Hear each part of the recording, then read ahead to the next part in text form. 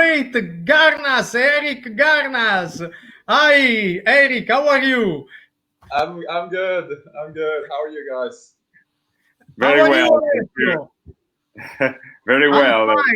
I'm fine. I'm a little bit tired because I'm working so much with my project, but I am okay. Yeah, so what kind of project are you working on now? What kind of project is it? Yes, the main project is to produce Helio. My project, our with Alessio, our big project is Helios lamp, the UV lamp for vitamin D and autoimmune disease for winter. And we have started to sell the first lamp, and we are having a lot of success in this, because we don't believe in vitamin D supplementation. We believe only in vitamin D from sun, because we join the ancestral movement 100%. But we think that we need some biohacking in our life to avoid, for example, artificial light, electromagnetic fields, man-made electromagnetic fields, and so on. And so me and Alessio are specializing in this field, and we propose a lot of instruments to biohack our environment where we live. And because we think that the environment where we live, in particular our houses, start our illness, are not a safe place to live, our house. We evolved, as you teach us, outside, not inside. That's it. So we are only palliatives, are not 100% healthy, but it's better than without. Biohacking is better than without, to have or not to have. So, yeah, the product you described is probably of interest to a lot of people here in Norway, because we, of course, as we talked about, like, we have like several months of the year where we're not out in the sun at all. So then it's like it's indoor living. That's basically the thing during, at least like during the 5 months around. Yes. We have sold in North Europe some.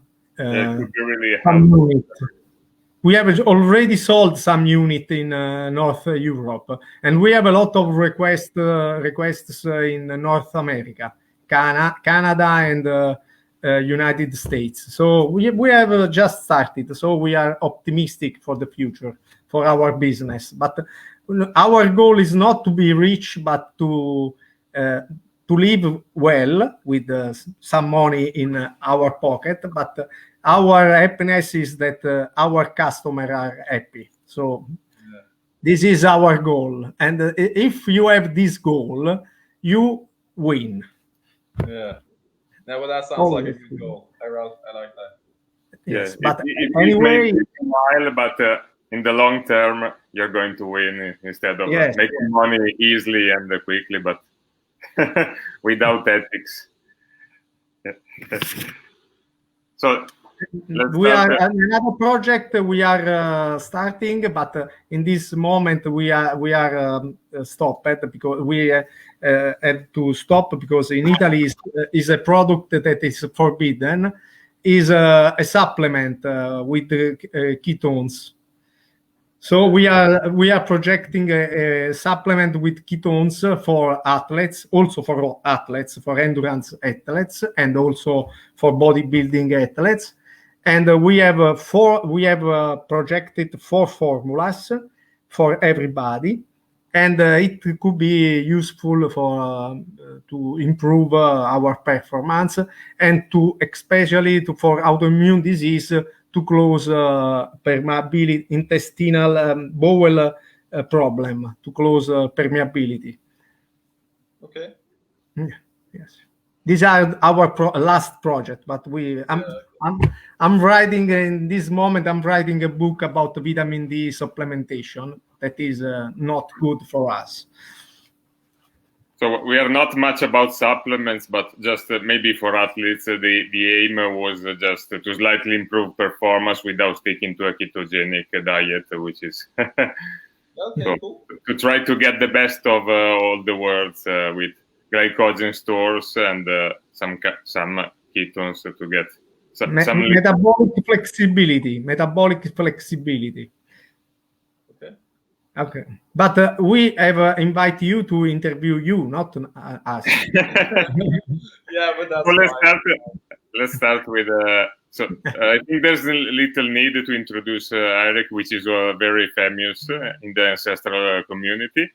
We already had a previous interview, which we suggest to read in our website, EVOLUTAMENTE.IT.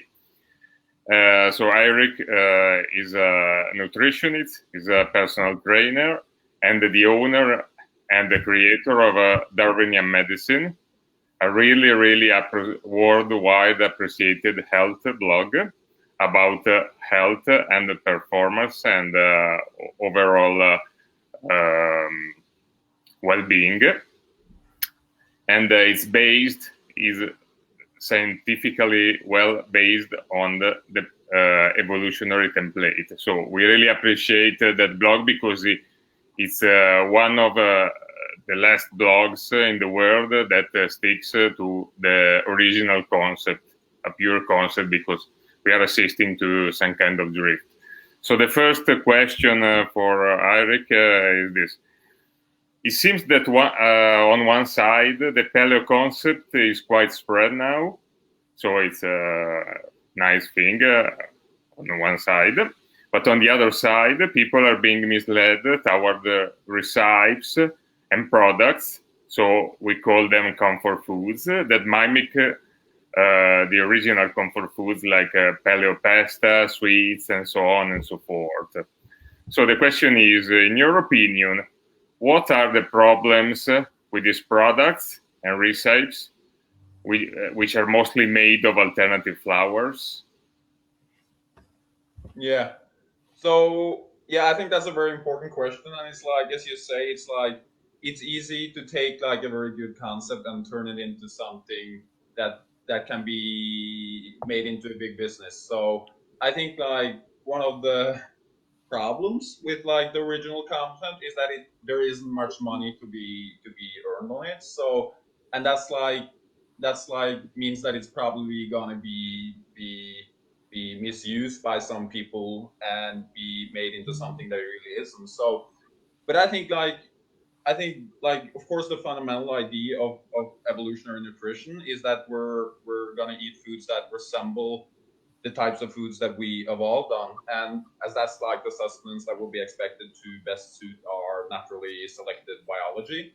So of course we can't eat exactly the same as our ancient naturally living ancestors, but we can eat foods that have fairly similar nutritional characteristics. And as soon as one starts like including the types of products that you mentioned into one's diet, one's basically moving away from this like core Darwinian intent. So then one is basically leaving like the what we set out to do in the first place. So in some instances, like the alternative products that you bring up, they may indeed be healthier than their conventional counterparts, whatever. But that's not to say like they're healthy per se. So and actually in some cases they may be even more problematic than the types of products they are used to replace. So and the reason I hold this belief is that many of the offerings in this category they are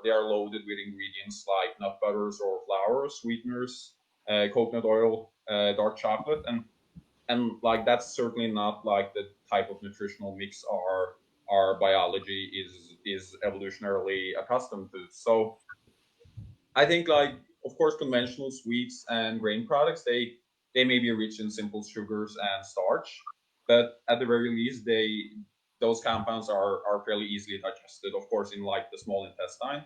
But to me, the ingredient list of some of the like healthier replacement products they come across as harder on the digestive system. So and also if one evaluates each of these ingredients that you'll find in these replacement products, you'll typically find that many of them have a troublesome profile. But I think like one of the most important points is that it has to do with like energy density. So many of the people who come to evolutionary nutrition, they do so because they want to lose weight. That's like maybe the number one reason people try, like for example, a Paleolithic type diet. But what I think a lot of people don't realize is that one of the big reasons why the Paleolithic menu is so slimming is that it mostly features foods that have a low to moderate energy density. So, but whereas the products you bring up, they tend to have a very high energy density, at least when compared to fruits and vegetables, eggs, lean meats, seafood, like the core components of like true Paleolithic diets.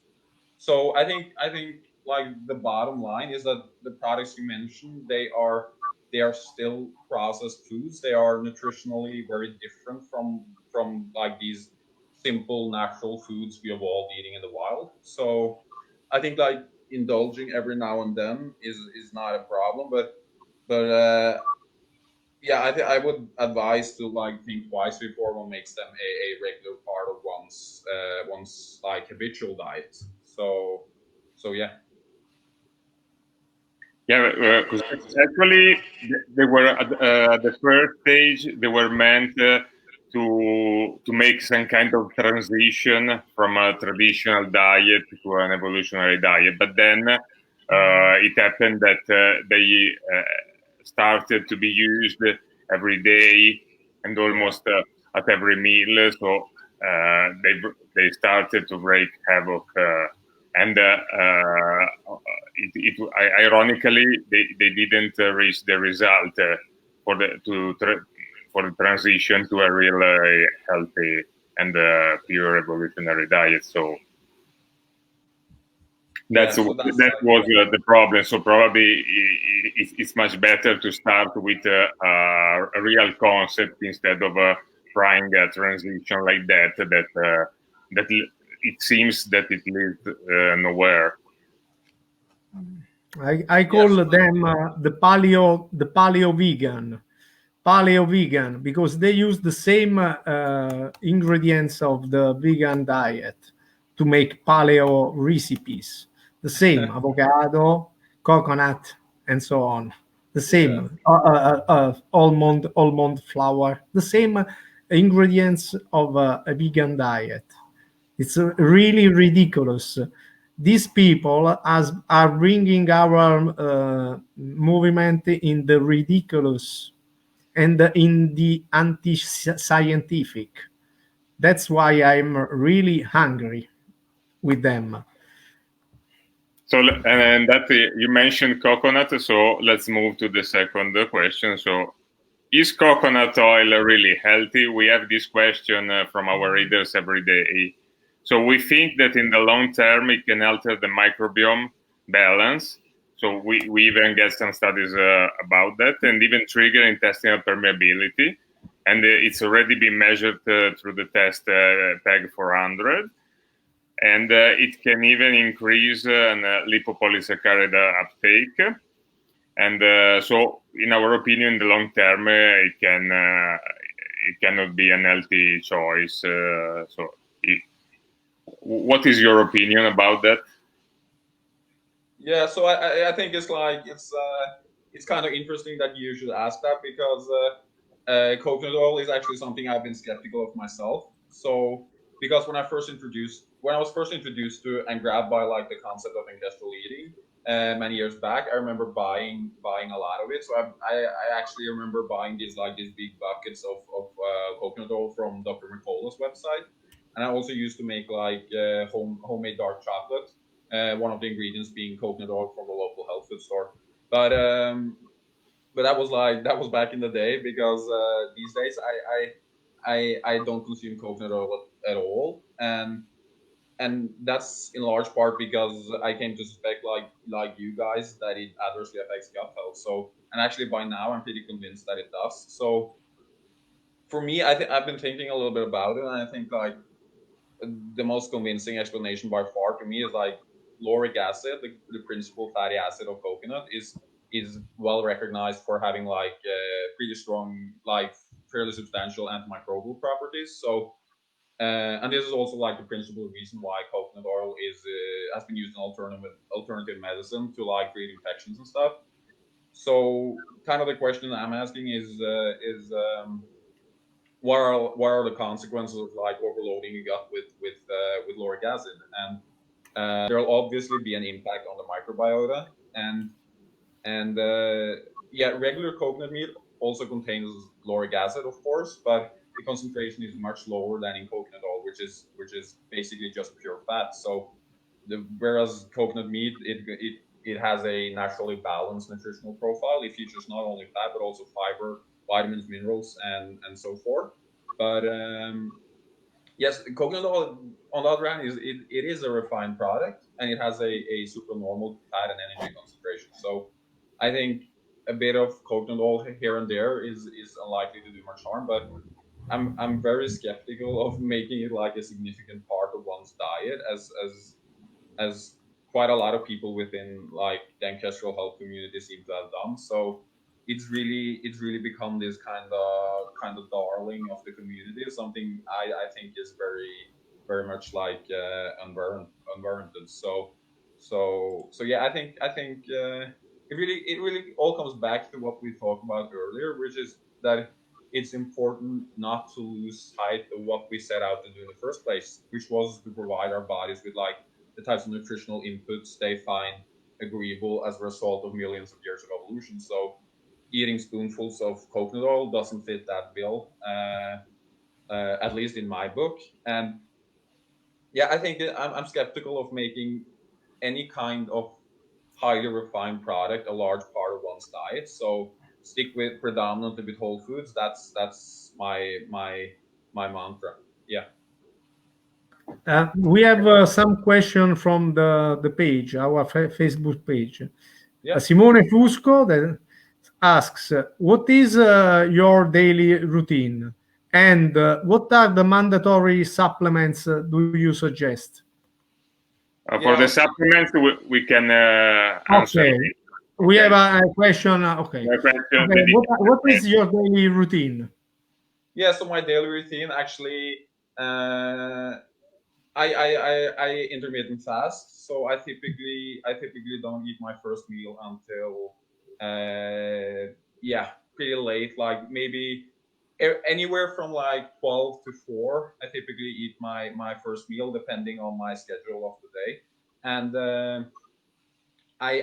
what I do is I stick predominantly with like, of course, like the Paleolithic foundation. And then if I'm doing a lot of high intensity exercise, or if I feel my body needs something a little bit extra, then I'll add a little bit extra carbs. So then I'll probably if I'm doing a lot of exercise, very intense, I might add, for example, a bit of brown rice or something in addition to like the foundational pyramid. And with like exercise, I've been playing a lot of volleyball, so that's been my go-to activity lately. Being out in the sun, being out in the park, doing that kind of stuff. So, and also I've been doing so it's been mostly like volleyball. I do quite a bit of biking. I do some strength training. Those have been like the main activities recently. Okay. And with regards to sun exposure, the last couple of summers especially, I've tried to like build up gradually, starting with like here in Norway, of course, the sun is pretty weak in April. So I've started to like I've tried to focus on like building up a little bit gradually, increasing my sun exposure. So I think like maybe one of the biggest issues with like the whole sun exposure thing is that people are, and at least people here from Norway, they're just traveling abroad and they aren't used to the sun, and they jump in with plenty of sun exposure just right off the bat, instead of having that foundation that will protect you from the harder sun. So yeah. And I typically eat with regards to meals. I typically eat, if I'm not very active, like for example during the winter, I'm typically less active. I'll typically have 2 main meals and I'll have 1 snack. But if I'm very active, then I'm eating more regularly throughout the day. So lately, I've been eating fairly regularly. Yeah. Okay, but the guy that made this question is a customer of us, and he's really ugly. So Simone, his name is Simone. You will never be beautiful like Eirik, never. Even if you make his daily routine, don't. So you will remain ugly. We can do miracles. We make a lot of beautiful things, but we don't make miracles, especially with you. Okay. And another question, if I can. Yeah. Alessio, Yeah, may I make another question from the page? Yeah, sure. Okay. What do you think about chronic keto diet and carnivore diet in the long term? Yeah, I'm extremely skeptical of it. It's like, uh, I'm of course a nutritionist by training, and it's like it's been my passion for so many years. And when I see like a diet like that, I almost cringe inside because there are so many problems with it. And I agree.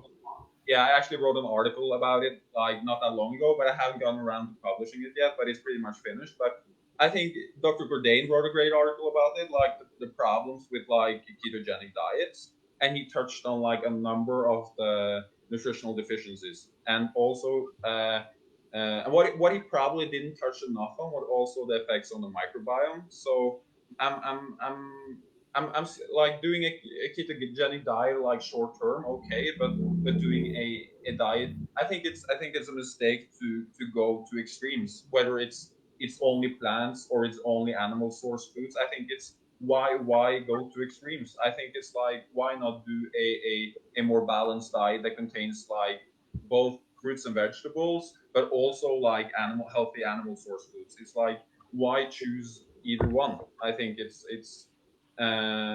like yeah, I would advise against it, but yeah, I know it's a popular thing, but yeah, it's and I've tried it in the past myself, and yeah, so I'm familiar with it, of course, but it's like I would advise most people against it, and I would advise them to, for example, yeah, check out the article I mentioned, or or look more closely at what the science says about the type of diet that we have all done. So because eating an extremely low carbohydrate diet, that's the exception among hunter gatherers. That's definitely not like the norm.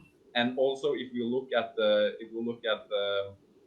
cultures that have an extremely low carbohydrate intake, those cultures are not living in the area of the world where most of our genome was molded over millions of years. So their diets are really not representative of the types of diets that we're evolutionarily accustomed to eating.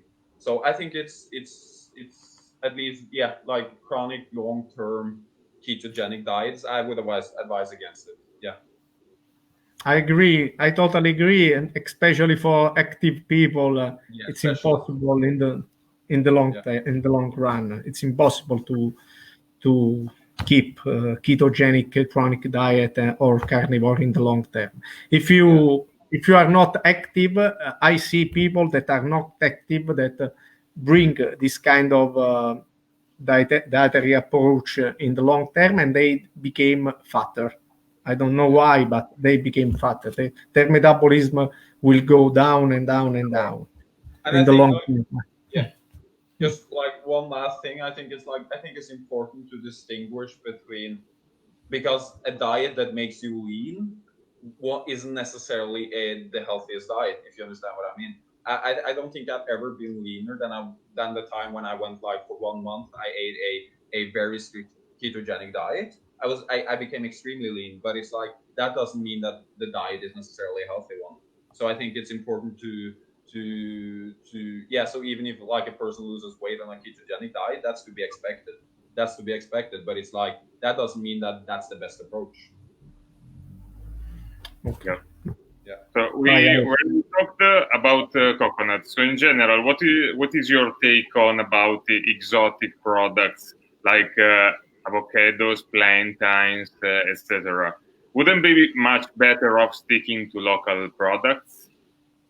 Yeah, so I think because that's a very interesting question, and it's actually one I've been thinking. Yeah, it's been like circulating in the back of my mind a little bit, like every now and then. And I think Yeah, it's a question I've yet to like fully wrap my head around. And personally, I do eat quite a lot of avocados, and I also eat sweet potatoes and bananas. That's like those are pretty important foods in my diet, but I don't eat much, if any, coconut. That's not to say that I think it's unhealthy, because I don't, but I've just felt that it doesn't agree that well with me. So and that undoubtedly has to do with like the fact that it has a pretty special like nutritional profile. So had I been descended from like a long line of coconut eaters, yeah, chances are I'd found it more agreeable. But I think like in general, when evaluating the suitability of a particular food, I think it's important to try to ascertain what our evolutionary experience with that food is. So was it introduced in our diet very recently, or like do we have a long history of eating it? That's like an important question. And of course it's yeah, was it or other foods with like similar nutritional characteristics a part of our original like more African like diets? So I think it's important to ask those types of questions. But yeah. So what are your guys' take on like these types of more exotic products?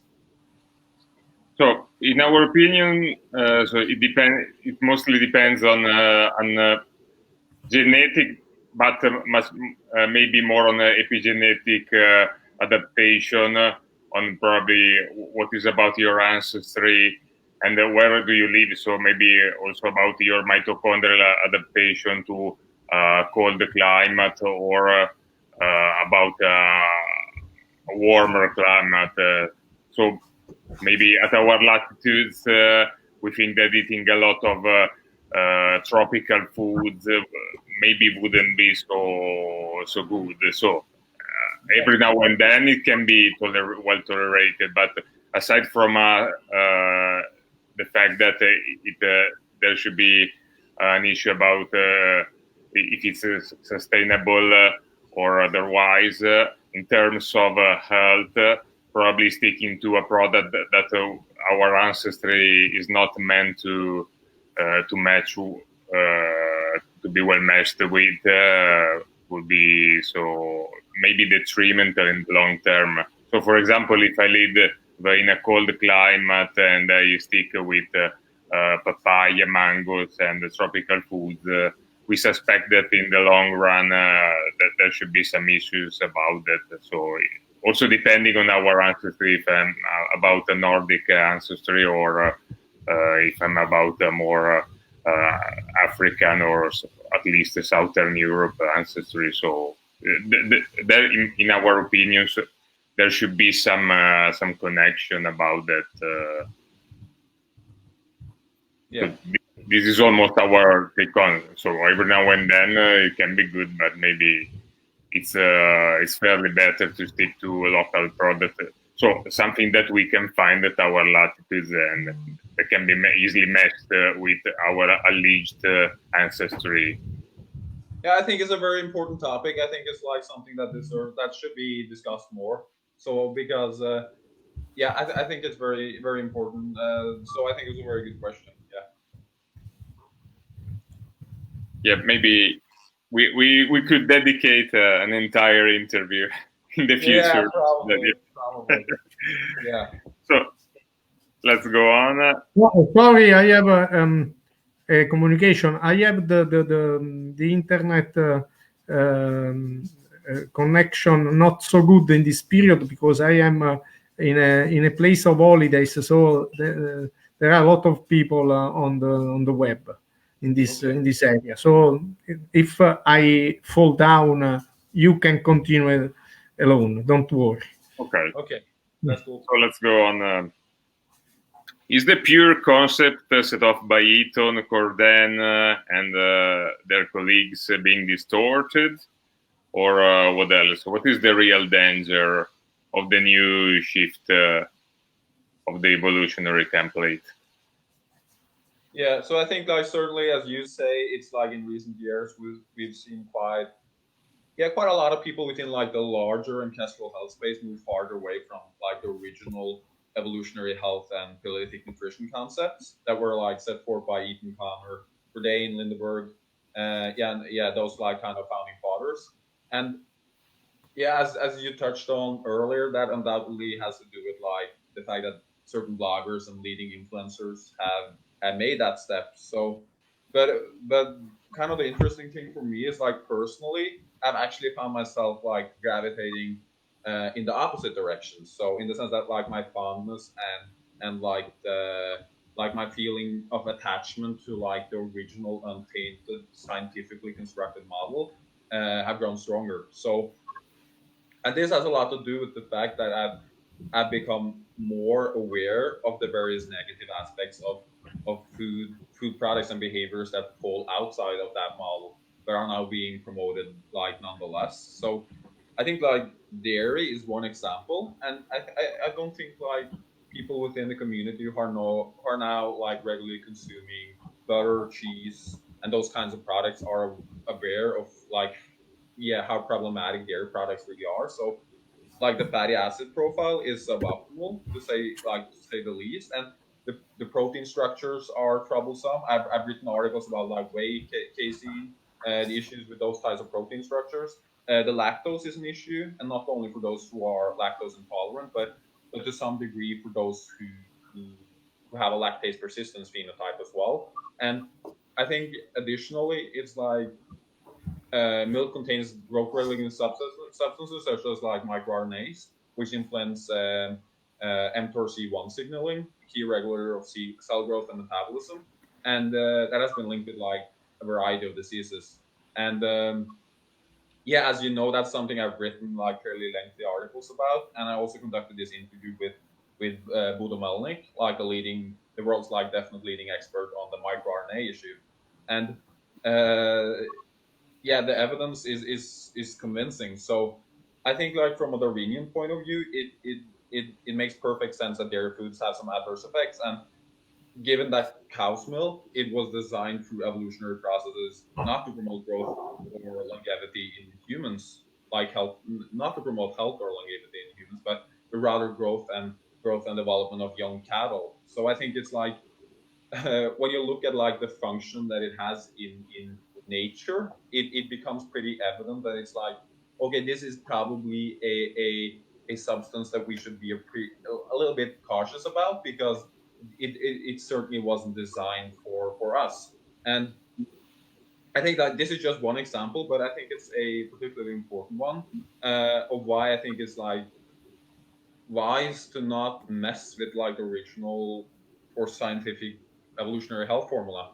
So, and this is not to say that I think a strict paleo diet is optimal for everyone. So I don't. I think in particular people, as we've talked about, who conduct like a lot of high intensity training, or people who are under like the burden of disease or infection, they typically benefit from following a slightly different path. But and this is something I've taken particular note of, in part because I'm trained as a clinical nutritionist. So I did my master's in clinical nutrition, and like the focus of clinical nutrition is on the altered nutritional requirements inherent to different disease states.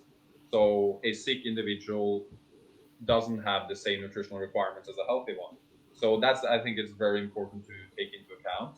And also I've worked as like a coach trainer for a number of years. So then it becomes pretty evident that it's like to put everyone on a strict on a hunter gatherer based diet isn't optimal. But it's like, I think what I'm saying is just, I think it's a mistake to blur the lines by bringing foods and practices that aren't really ancestral in under the evolutionary health umbrella. So that just creates a lot of confusion and chaos. And also, as you touched on earlier, it makes for these like kind of distorted experiences and testimonials that aren't thoroughly based on the actual hunter gatherer way of life that like molded our genome, like the human genome, over millions of years. So I think it's I think it's best to let like the original or scientific concept stand on its own, undiluted, and then in certain cases, of course, adjustments and additions are most certainly like needed.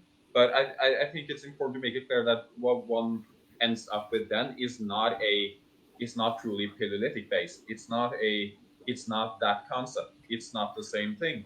And I think that's like the problem with we've seen is that like some people are kind of presenting their altered models as something that's rooted in our pre-agricultural past when it isn't, and that's like and that's I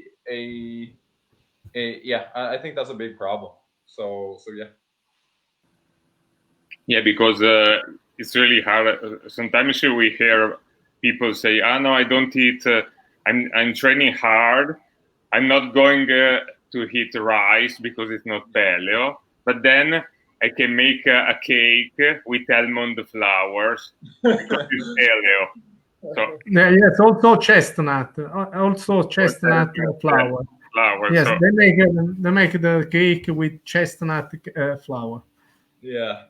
And just about like the nut butters, I think it's like important to keep in mind that like collecting, if you're in the wild and you're collecting a lot of nuts and you're going to eat a lot of nuts, that takes quite a bit of work. And it's like just grinding or buying a bag of almond flour, that's like, and putting it into something, that's a very, it's a very, it's a big departure from like how things were like in the past to say the least. So it's like, I think we need to take some of those things into account, at least with these like high energy density products.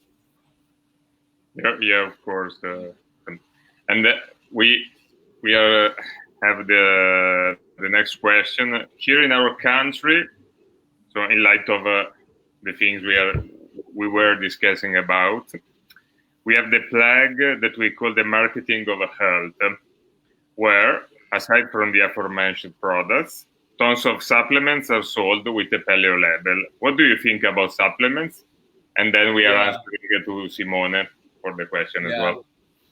And I think this the is ugly guy. Simone is the ugly guy.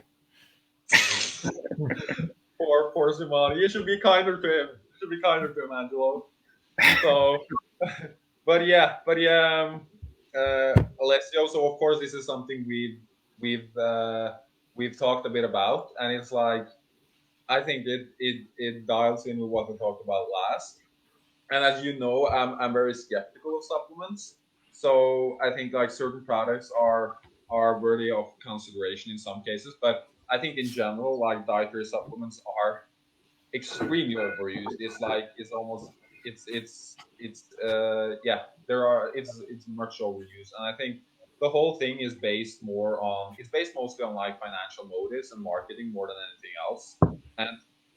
But I think like one of the unfortunate things is that most of the studies in this area have focused almost exclusively on like the potential benefits of supplements use. So they typically have like 1, 2, or in some cases like 3 major endpoints, and it's like all of the endpoints are focused on things like, let's say they do a supplement like whey protein, and they do a endpoint like adaptation to strength exercise or something like that. It's like, and they only focus on like the things that would be expected to have a positive outcome. So while largely ignoring like potential downsides. But that said, I like quite a lot of independent research supports the idea there are like a number of problems with like many of the popular supplements we see in stores, like including probiotics, whey protein, and vitamin and mineral supplements. And yeah, as you know, I've talked about a lot of that research in my articles on that topic. And yeah, so let's go back to whey protein, for example. I think it's important to recognize, first of all, that whey proteins didn't become a part of the adult human diet until after we started domesticating and milking animals. And that was quite recently, of course, as we know, in evolutionary respects. And it's like important to realize that commercially sold whey protein powder is a highly processed, refined product. It has a supernormal protein concentration, and it also has, of course, all of these like artificial flavorings and additives. So like to an evolution oriented nutritionist like myself, I this reads like a recipe for disaster. And yeah, I think that's Sono rimasto da solo, cioè. Now, yeah, you say something? Maybe his connection is going wrong. So Yeah, okay, maybe, okay. Yeah, and I think like with going back to the whey protein, I think we're seeing more and more research supporting that. And I think, of course, as we know, it's highly insulinogenic. It has this effect on insulin. It promotes acne, and and also I'm convinced that it destabilizes the gut microbiota. And also, as you know, there was a study that wasn't done that long ago that supports that view. So, and also like that makes complete sense if you look at what the role of these kind of protein structures have in nature. So I think that's certainly something I wasn't aware of when I started buying like big containers of whey protein when I began lifting weight in my late teens. And I think it's nor is it something like the majority of other like fitness enthusiasts out there seem to know or be concerned about. So I think like most of these issues have unfortunately been like overshadowed by big business. And yeah, I think it's like much of the focus is on building muscle, and of course whey protein can certainly help on build muscle, but it also has some unfavorable effects, and those effects can be avoided by getting one's protein from real foods such as fish, meat, and eggs, and preparing and consuming those foods that may not be as cheap, safer from like a health standpoint. And yeah, and that was just like one example. But I think like with supplements, as I said, there are certain supplements are worthy of consideration, and like in some cases maybe useful, but there will always be somewhat of a risk profile with like supplements because we're not like evolutionarily accustomed to concentrated artificial nutrition. That's like the bottom line. And I think yeah, neither our metabolic systems or yeah, like our digestive or metabolic systems are attuned to that type of nutrition. It's like it's a extremely different than like real whole foods with like a more balanced nutritional profile. So yeah, I think like at least for me, like the endless search for a product that will bring the little extra like health body wise, I think that search is so over for me. That was something I was doing back in my late teens. I was like constantly trying new supplements to try to find something that will give me like a little edge. But that I gave that up when I started learning more about health, biology, and evolution.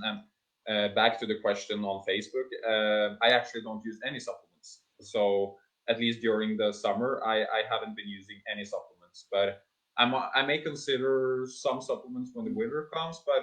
But maybe vitamin D a little bit, but not extreme doses. I'm very skeptical of that as you are. And it's like for me, I always prefer like real whole foods.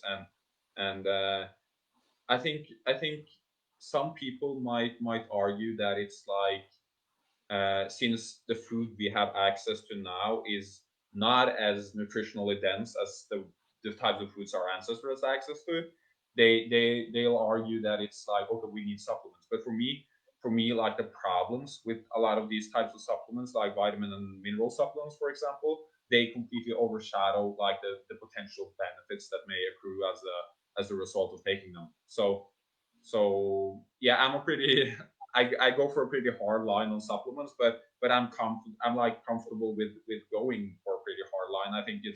I think they're so overused. I think they're overhyped. I think it's mostly marketing. So yeah, I think people should would be wise to take like be more cautious of like nutrition in a pill form.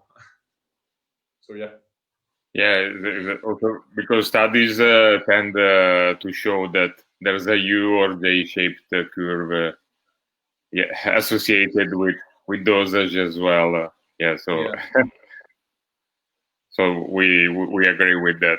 Yeah, of Yeah. course. But I think like, and also what some of like the founding fathers of like the evolutionary nutrition movement, what they've been emphasizing, and which I completely agree with, is that like if you actually set up a balanced, well formulated diet, you'll get what you need. It's not like you'll be missing out on something if you're, and that's of course vitamin D in certain cases is of course something that needs to be kept in mind, and also of course like omega-3 fatty acids. But if you're eating fatty fish like pretty often, then that won't be that much of an issue.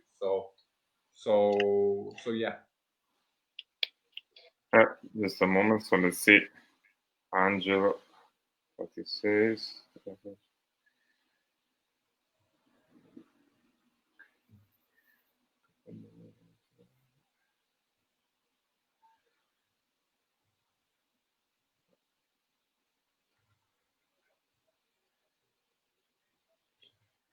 You're losing connection.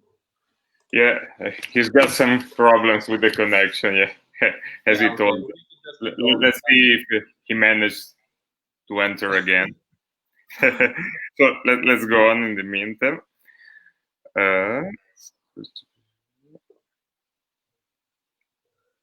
You always point out the importance to keep a balanced microbiome. So it's a key point in your blog, and you're right, I think. What are your latest news about it, if you have? And what are the new treats that can wreak havoc upon its homeostasis? Yeah, that's a good question. And it's like, I basically, I think I started like I started becoming fairly interested in the microbiome like about a decade ago, and that back then it actually, the microbiome, it really wasn't the thing yet. So it wasn't easy to find like good information about it, and it hadn't gone mainstream, far from it. So, and I think since, and one of the things that became clear to me pretty fast was that we're like, there are so many factors in our modern life that have the potential to like wreak havoc on the microbiome, as you say. And I think one of the things that, of course, now the microbiome has completely gone mainstream, and there's so much talk about it. I think like one of the major things that's missing is, and it dials in with like of course Darwinian or evolutionary medicine, is that like the microbes that surround and inhabit our bodies, they can be considered a part of our environment. So just like we've adapted to certain type light conditions, which you focus a lot on, like activity patterns, of course, foods, and so forth over evolutionary time, we've also adapted to certain types of microbial exposures. And if we suddenly deviate substantially in that area, as we've now done in the modern world by disconnecting ourselves from nature, employing antimicrobial drugs, eating these types of highly processed foods, and yeah, otherwise disrupting man microbe relations, I think of course problems are bound to arise. So I think the important thing to realize is that from a Darwinian point of view, any novel action that significantly alters our immediate microbial conditions, including our microbiotas, would be expected to undermine our health. So, as I see it, like drugs and junk foods currently pose the biggest threats, and this is something that's been talked about quite a lot, at least within our evolutionary health circle. But yeah, as we've talked about, it's like quite recently another less scrutinized issue has emerged and spread, and that's what I'm talking about is like the inordinate use of like these disinfectants, so hand sanitizers and the like. And that's something I've been really frustrated and concerned about, and there's so little focus on it. It's like it's barely on the mainstream's radar at all. So I think what a lot of people don't seem to realize is that the microbes that occupy our skin, they play an integral role in our health and immunity. And like the antimicrobial products we're now using are like bombarding our world with, they don't just kill the coronavirus, but they rather alter like the microbial communities as a whole. So actually, very recently, I wrote a fairly like comprehensive article about that issue, and I pointed out that like these types of antimicrobials, they act as selective agents, so they disrupt microbiota structure and balance, and that would of course as we know, and that's like evolutionary medicine 101, that would be expected to have far-reaching health implications. So I actually sent that article to 2 leading news outlets here in Norway, as I told you, but it got rejected both places, and so I ended up posting it on like my own site instead. And I think it was probably like too controversial or something for those news outlets liking, but I'm thinking like, what's a society where one doesn't even open up for a debate about this issue? And it's like people are now using extreme amounts of hand sanitizers, and it's like I'm a little bit like almost cringing inside just thinking about like the effects on like the microbiota. And also I think it's important to, yeah, I think it's like I'm not just concerned about using antimicrobial products on and in your body, but also about like the practice of regularly applying these antimicrobial preparations to objects and surfaces, which we're now doing en masse. We're doing it all over the place. And after all, we're exposed to the microbes in our environment through our daily life. So if we're altering these kinds of structures, then that would be, of course, expected to have some type of effect on our health.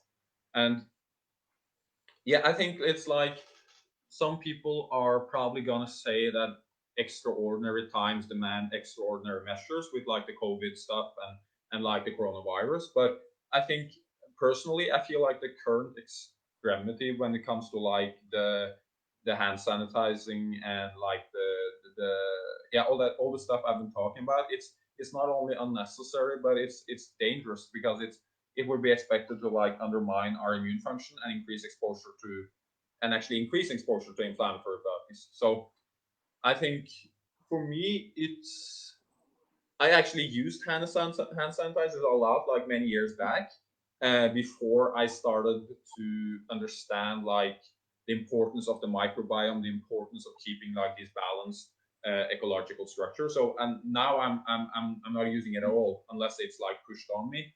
But I think like instead of focusing so much on killing, I think it makes a lot more sense to to focus on producing and supporting balanced ecological systems and strengthening and supporting like the body's natural defenses against infection and disease. And that's something I've tried to convey through my articles and like through my work. And of course, that can be done through evolution informed practices.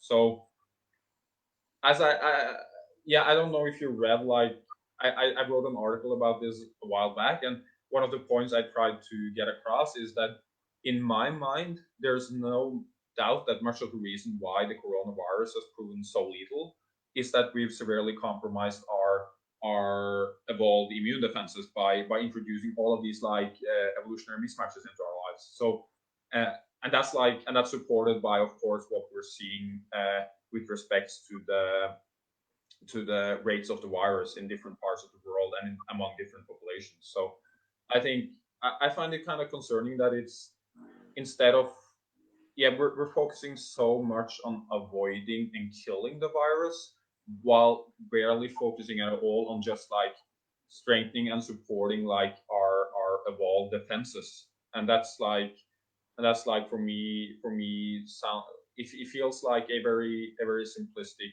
way of doing things, I think. Yeah, and then the lockdown and the extreme measures adopted, so they reinforce our weakness. So yeah, it's and that led to physical and psychological health issues. So now we are, I think we are gonna see a huge health burden, psychological and physical. We suppressed our immune systems and our overall health. So Yeah, I think it's gonna be a problem, especially for the next times, especially for autumn and so on. So yeah.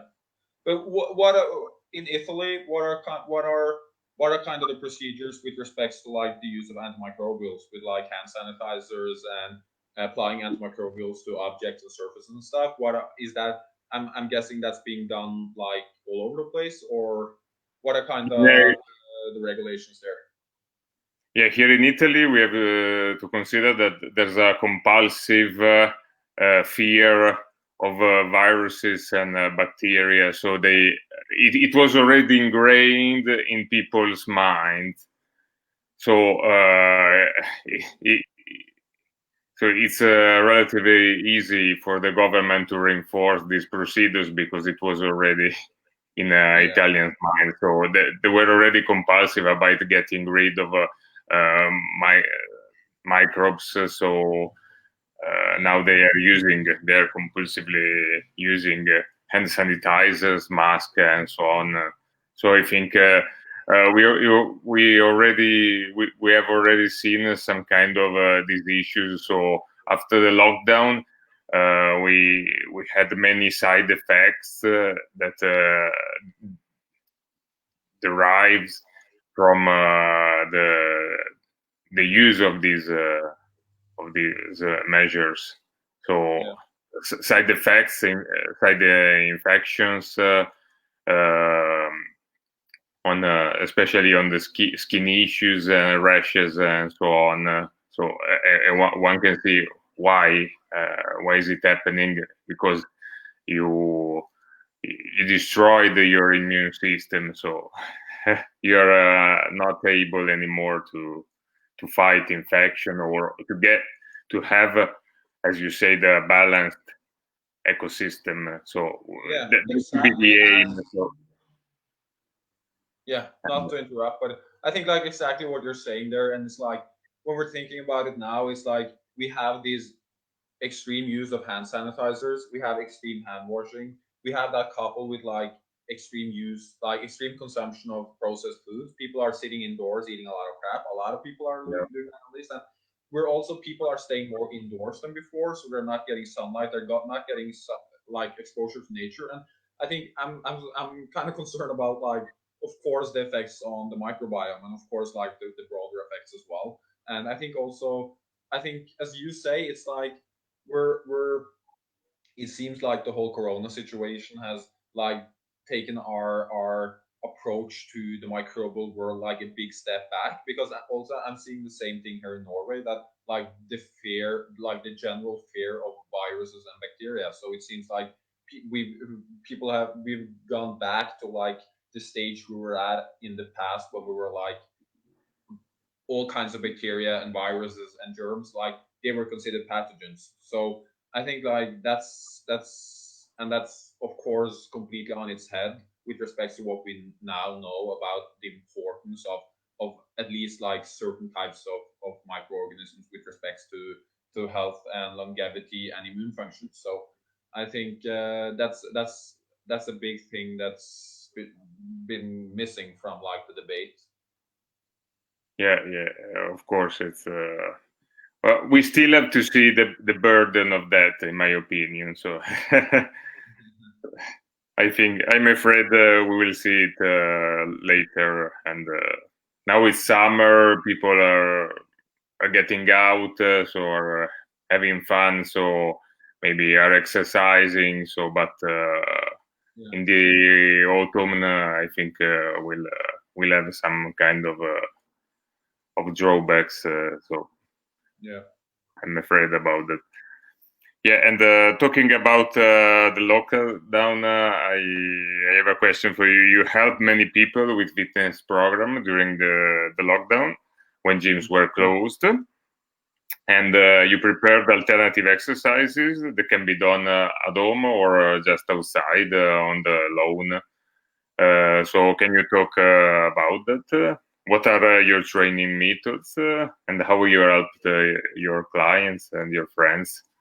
Yeah, sure. So I think like when the pandemic, when it first like kind of erupted, I was really eager to coach. So for me, it was like, but that kind of seeing as like gyms and health and fitness centers were closing down, that made it of course harder. So I had to be a little bit creative. So I started training clients outdoors, and that proved to be an interesting experience for me. Something like a little bit different from what I've done in the past, because I've mostly worked at like these bigger centers.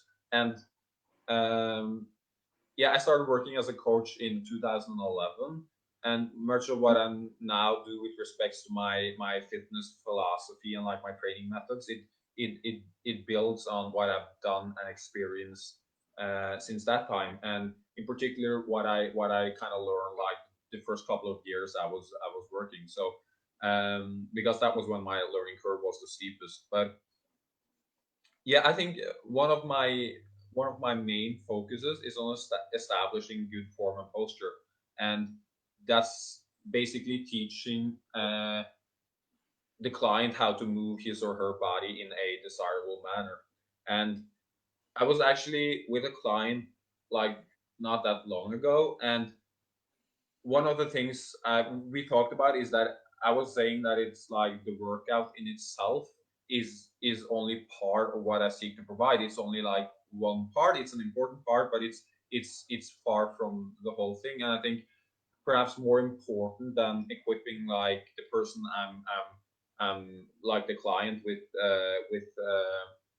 with like a workout is equipping him with like a tool set that he can use on his own in his own training as well as in other areas of life. And I also try to focus on like the mental aspects. And of course, like the exact procedures will vary from client to client depending on things such as health status, fitness level, and goals. But in general, I advocate for very natural activity, and includes of course like plenty of low intensity activity such as walking, which is of course like the which I've argued and is like the truest form of organic fitness. That's like what our ancestors did by far the most of, and what hunter gatherers today do the most of. They simply just walk a lot. And but of course I also advocate for some resistance exercise, some sprinting, and certain other types of higher intensity activities.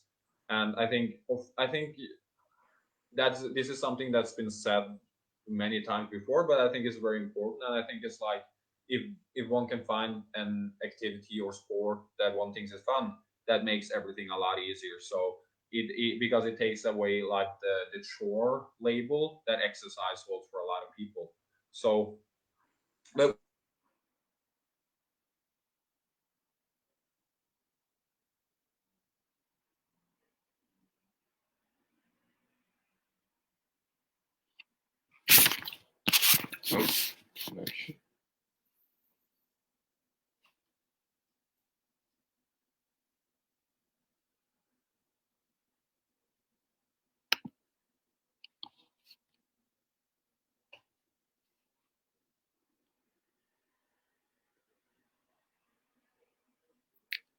un po' di problema con la connessione.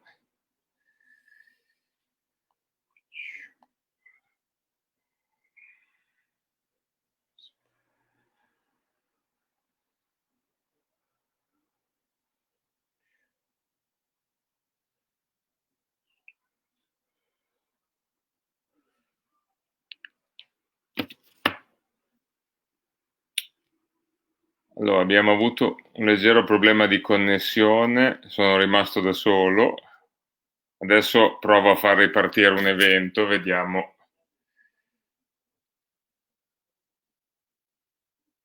se riesce ad entrare.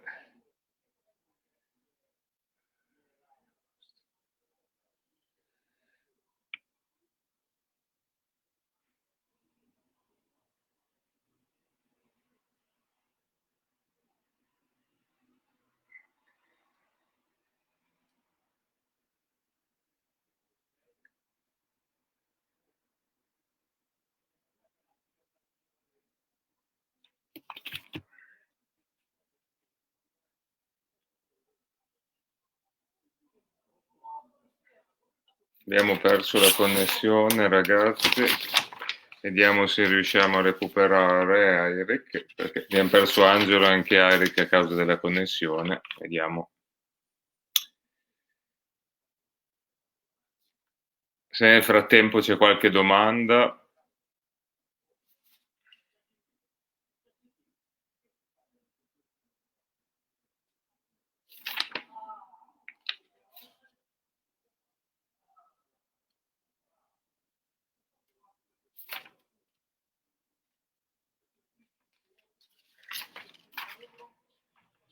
altrimenti se non riusciamo terminiamo qua.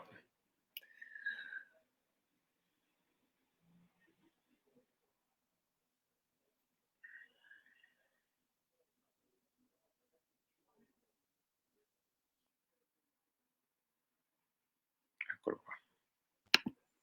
Yeah. Okay, we are back. Yeah, I think my internet connection was just kind of messed up. So yeah. Okay, no problem. So let's go on with it.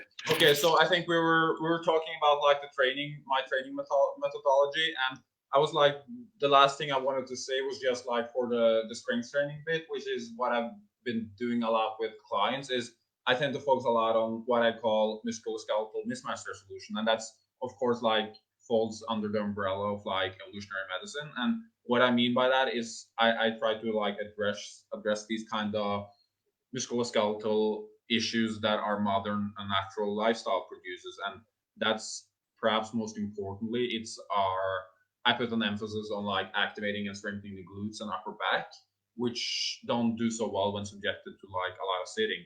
And this in turn can help bring about better posture and health. And on my Facebook profile, and also on a website I have a lot of exercises for that kind of stuff. So I greatly prefer like free weights, resistance band, and body weight exercises to machines, which I almost never employ.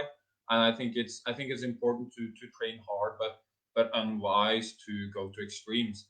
And one of the things I kind of more like discovered a little bit more during this time is that there's a lot you can do with a resistance band. So what I'd recommend to everyone who wants to do some strength training, but don't have access to a gym for some reason, because it's closed, because it's far away or something, and you buy a good resistance band. You can use it at home, you can use it in the park, you can use it in your garden, and it's like you can do a lot of exercises for it. You can do exercise for pretty much the entire body. So yeah.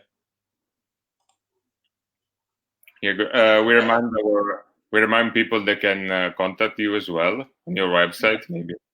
Yeah, so to have some personalized training programs and health consultations and for nutritional consultation, so they can contact you. Okay, Darwinianmedicine.com. So yeah, so, you can also contact me on like of course you can contact me on Facebook as well. So you can probably put a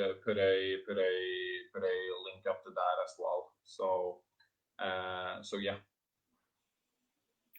Let's go on. We curated protocols to reset circadian rhythm and protect people, as we were talking before, from artificial light, CMR pollution, and we use some devices like blue blocking and filtering glasses, like the one I'm using now, earthing, sun exposure, meditation.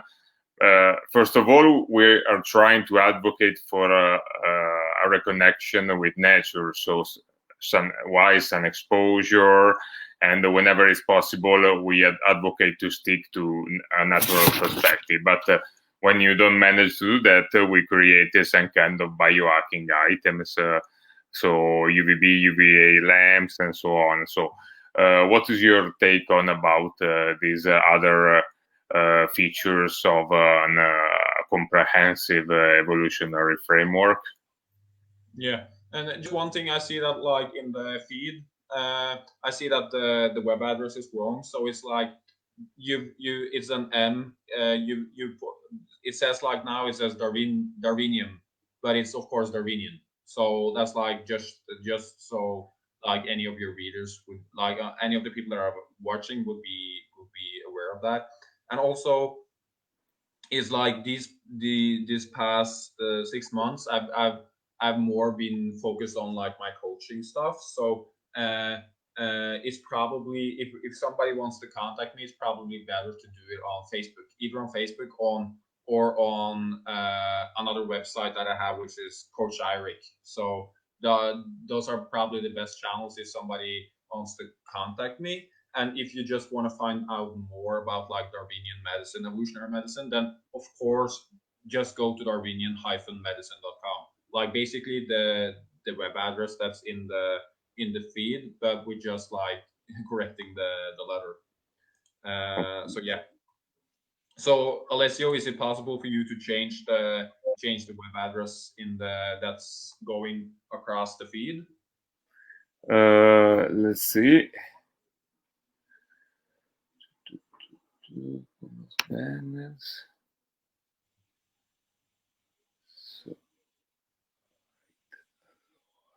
hide. Okay. So, enter a banner. Okay, can you give me the new one? So yeah, so you can take Darwinian-medicine.com, or you could do the other address, which is just coacheirik.no. That's also a website I own. So it's basically, I have both of those websites, and the one is like more devoted to like Darwinian or evolutionary medicine, and the other is more to like coaching, what I've been doing with okay. like exercise and Coach Eirik, right? Yeah. Yeah. Okay, so let's see if it works. So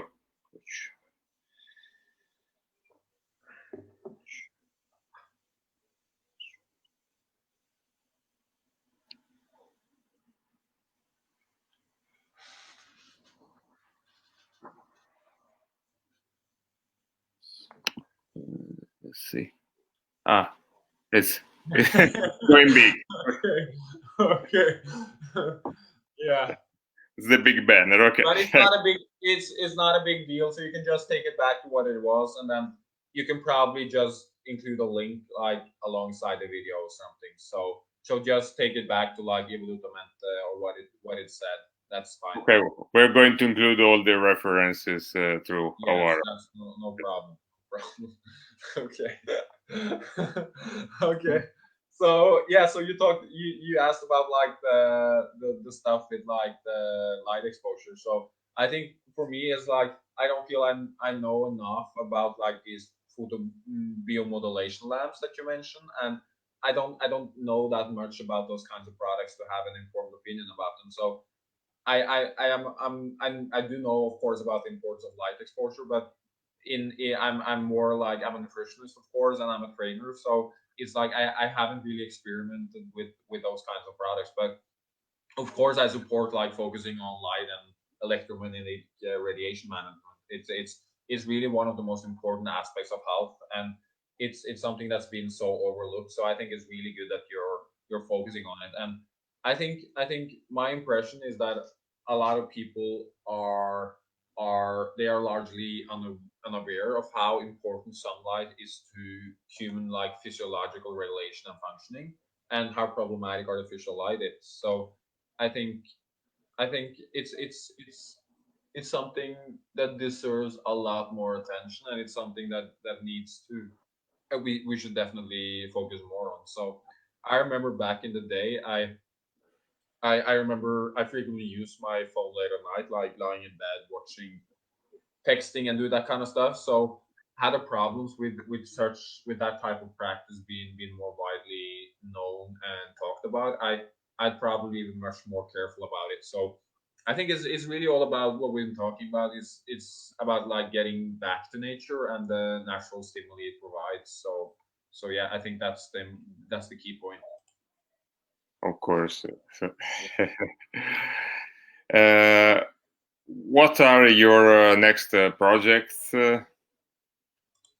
Yeah, so as you know, I've been pretty obsessed with like the whole evolutionary medicine thing for many years. And it started with an interest in like ancestral diets more than a decade ago. And one of the key things I've tried to do is bring attention to the vital importance of like Darwinian science, not just for health and medicine, but basically for everything that has to do with life. So natural selection, it really is the ultimate shaper of biology. It's what made us what we are today, and what we need to understand if we are to make sense of the world. So this is, for me, this is the most profound revelation of my life, and it's like by far and it's something I want to continue to help bring awareness to moving forward.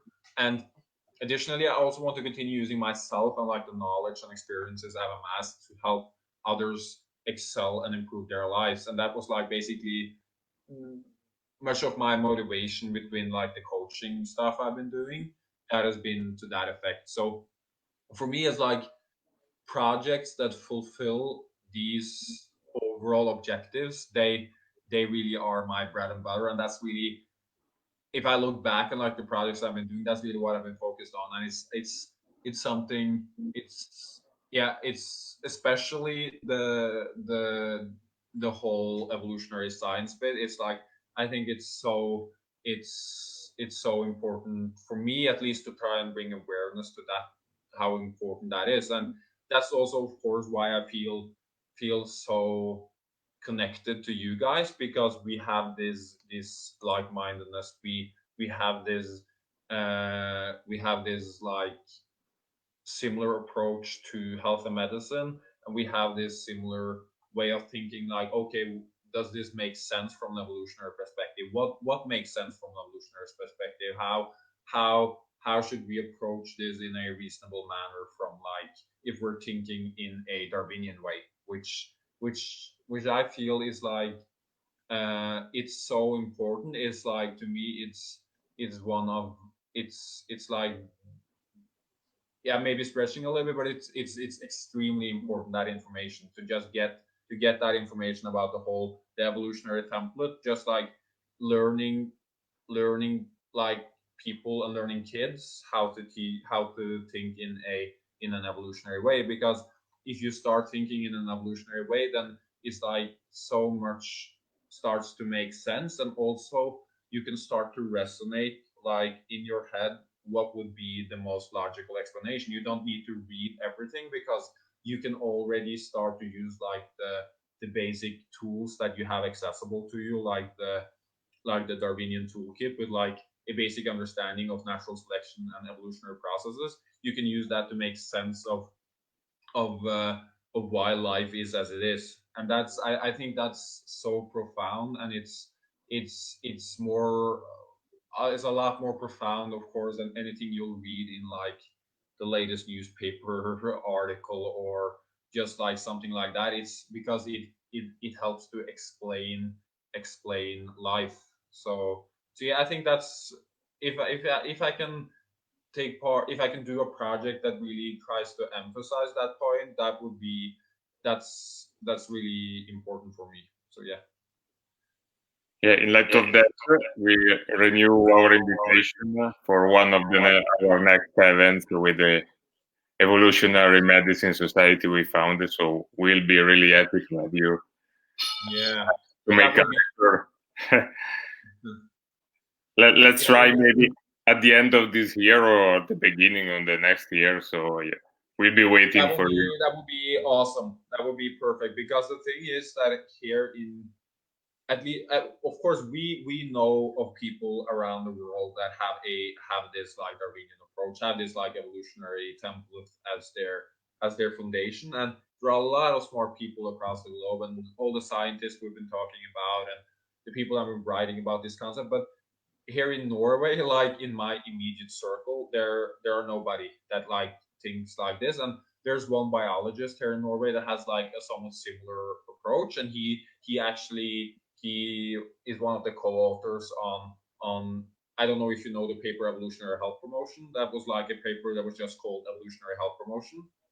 I think it was published back in 2002, and he was one of the co-authors in that paper. So I've been like communicating with him a little bit, but he's of course like settled with a family and all that kind of stuff. So it's not like we're communicating, interacting face to face. But so for me, it's like, it's so, it's hard for me to overstate how great it is to like connect with people like you guys, and know that there are people like you guys out there that we're connecting about like the same ideas, the same fundamental concept. And that makes it yeah, it's great to have, because it sometimes having this kind of mindset about the world, it can feel kind of isolating at times, because yeah, let's take, for example, the antimicrobial issue that we talked about, like the hand sanitizing stuff. It's like, when we're thinking like an evolutionary medicine perspective, it's like you immediately realize that this is probably a problematic thing to do, to just like bombard things with these like kind of antimicrobial products. But if you're not thinking in an evolutionary manner, then it probably, maybe you're not thinking that much about it. So it feels like you're thinking about things a little bit differently when you have this kind of evolutionary mindset, and that means that it can feel a little bit isolating, at least if you don't have anyone else that's on aligned with you. So yeah. Yeah, it's really important to share things, yeah, and find people with the same mindset. So it's it makes the strength of the movement, and you can grow together. Yeah, exactly.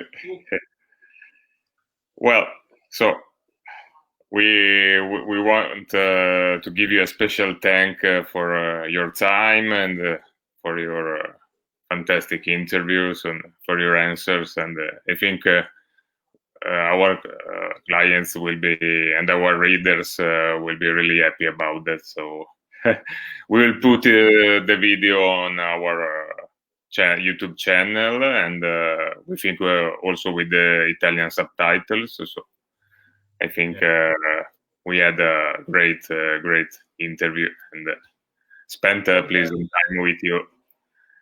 That's perfect. So thank you for having me on. It's like, I appreciate it. So it was a great talk. Thanks. Thank you very much, and we are greeting our followers.